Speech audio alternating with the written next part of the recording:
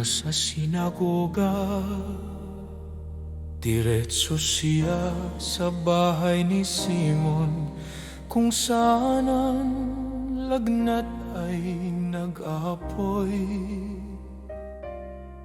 Walang lakas, walang pag-asa.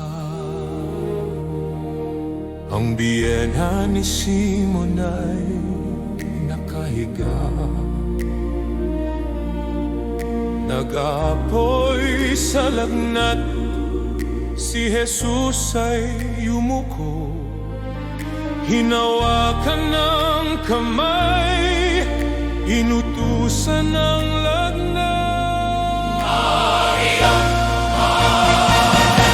Agad siya'y tumayo, ganap na malusog, lakas na bagong-bago. Naglingkod siya sa kanila, ang himala ay sumikat sa buong bahay. May kapangyarihan at autoridad, pinagagaling niya silang lahat. May kapangyarihan at autoridad, ang mga wasak ay tumatayo ng tuwid. Ang mga demonyo ay tumatakas, ang mamay sakit ay napapalaya. May kapangyarihan at autoridad, ang kaharian ay dumarating sa atin. Sa takip siling, ang buong lungsod ay nagtipon sa pintuan. Lahat ng may sakit at tinaapi ng demonyo ay dinala sa kanya. Ang mga demonyo ay sumisigaw, ikaw ang anak ng Diyos sa takot. Ngunit si Jesus nagutos sa kanila ng isang salita lamang. May kapangyarihan, autoridad, pinagagaling niya silang lahat. May kapangyarihan, autoridad, ang mga wasak ay tumatayo ng tuwid. Tumatayo.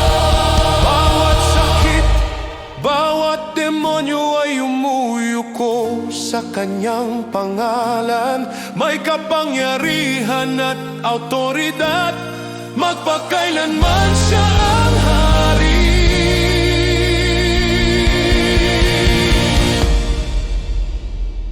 Sa madaling araw, si Jesus ay lumayo upang manalangin ng mag-isa.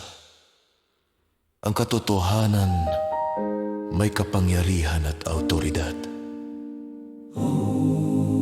Ang anak ng Diyos ay nandito na.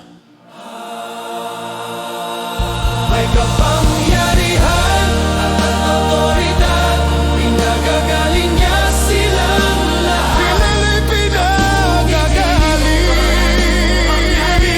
Ang mga wasak ay tumatayo ng tuwid.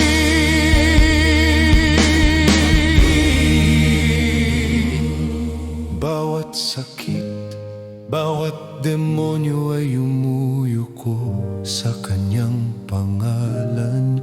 May kapangyarihan at autoridad, magpakailanman siyang hari. Sa madaling araw, si Jesus ay lumayo upang manalangin ng mag-isa. Ang katotohanan, may kapangyarihan at autoridad. Ang anak ng Diyos ay nandito